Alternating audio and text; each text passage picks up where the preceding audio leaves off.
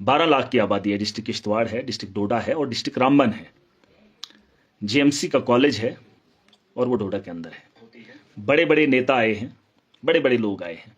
Mafia को तमाशा देखकर या उनके साथ मिलकर आवाम को लूटा जा रहा है। आपने मेरी वीडियोस देखी होंगी, मेरी बहुत सारी बातें सुनी होंगी। बहुत सारे लोग जानते हैं मुझे, बहुत सारे लोग जानते हैं और देखते भी हैं। मैं जब भी बात करता हूं तो उन लोगों की बात करता हूं जो उन चीजों में मिलवस हैं और उसका नाम लेकर बोलता हूं। इस वक्त 12 लाख आवाम है। एक जेएमसी का कॉलेज है, एक खुदा की खुदाई है जो दुनिया को चला रही है और दूसरा भरोसा डॉक्टर्स पे रहता है। कुछ लोग हैं जो माफिया चला रहे हैं, जो नेक्सस चला रहे हैं। 18 साल एक को हो जाते हैं और एक को और पता नहीं कितने साल हो जाते हैं। खुदा की खुदाई के बाद भरोसा इंसान का एक डॉक्टर पर होता है और डॉक्टर का व्यवहार और डॉक्टर का किरदार अगर ऐसा है तो मुश्किल हो जाती है। मैंने कल विजिट किया था, मैंने कुछ बातें बोली। 12 लाख आवाम की बात कर रहा हूं मैं, एक या दो आदमियों की बात नहीं कर रहा हूं। 4 लोग जो 12 लाख आवाम को डरा रहे हैं। 12 लाख आवाम को। एक हिंदू है और एक मुसलमान है। एक का नाम बाबर है, डॉक्टर बाबर। दूसरी का नाम मैडम मधु है। एक 18 साल से काम कर रही है जो नेक्सस चला रही है, एक डर का माहौल पैदा कर रही है। और यही लोग एक ग्रोह बनाए हैं, एक ऑर्गेनाइजेशन बनाए हैं जो रन कर रही है। और यही वो लोग हैं जिनके अपने प्राइवेट क्लिनिक से प्राइवेट दुकानदारी कर रहे हैं, मेडिकल शॉप से इनके। और यही लोग नर्सिंग होम को रन कर रहे हैं प्राइवेट। और जब अल्ट्रासाउंड की बात इस वाले हॉस्टल में आती है तो महीनों की डेट लगाई जाती है, 6 महीने की डेट। देखिए, मुझे किसी से गिला नहीं है, लेकिन 12 लाख आवाम और 4 आदमी, 2 और हैं इनके पीछे जो इनके वर्कर हैं, जिनको आगे ये फ्रंट लाइनर भेजते हैं। बाकी जो डॉक्टर्स हैं उनका ये इस्तेमाल कर रहे हैं क्योंकि ये हेड ऑफ द इंस्टीट्यूशन है और ये हेड अपने फायदे के लिए इन डॉक्टर्स का इस्तेमाल भी करते हैं और इनको ड्यूटी भी कराते हैं और खुद ड्यूटी नहीं करते, बस बॉस बने बैठे। अब मुझे बताओ, जो लोग, बहुत सारे लोग कमेंट करते हैं नहीं महराज गलत करता है। 12 लाख आवाम, और मैं फैक्ट्स पे बात करता हूं, 12 लाख आवाम को हिरास करने वाला ये मार भी दें तो सवाल नहीं उठते, कोई सवाल नहीं उठता है। जब ये किसी का कत्ल करते हैं इनसे कोई पूछता नहीं है।